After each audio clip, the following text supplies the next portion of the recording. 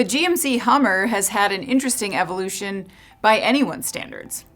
What started as a gas-guzzling monster SUV back in the 1990s and early aughts fell victim to the economic crunch and high gas prices of the Great Recession. But a decade or so after killing the model, GMC revealed that it would have new life in the form of an all-electric. That said, a lot has changed since the 2020 announcement, and as automakers have expanded their electric portfolios, they've just as quickly scaled them back.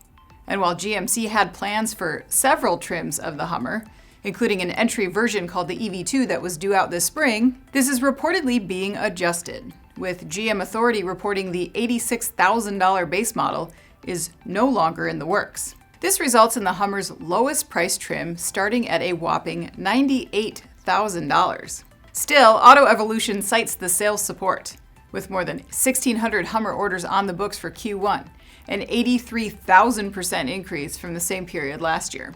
GM has not commented on whether the EV2 might have life in a future model year, but for now, this lower-priced but still pricey version is on ice. What's not are even more expensive Hummer trims, including the EV3X Omega Edition pickup, which starts north of $150K.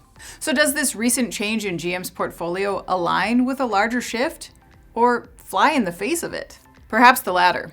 Some recent analysis of automotive sales trends does suggest that buyers may be experiencing some high price fatigue. As Bloomberg pointed out earlier this month, sales of pickups, the high profit engine for many Detroit automakers, showed pronounced weakness in Q1 for Stellantis, Ford, and GM. What's replaced them? Higher sales of smaller and more affordable vehicles. Bloomberg says the shift is part of a broader shift to cheaper vehicles. I'm Anna Wells, and this is Manufacturing Now.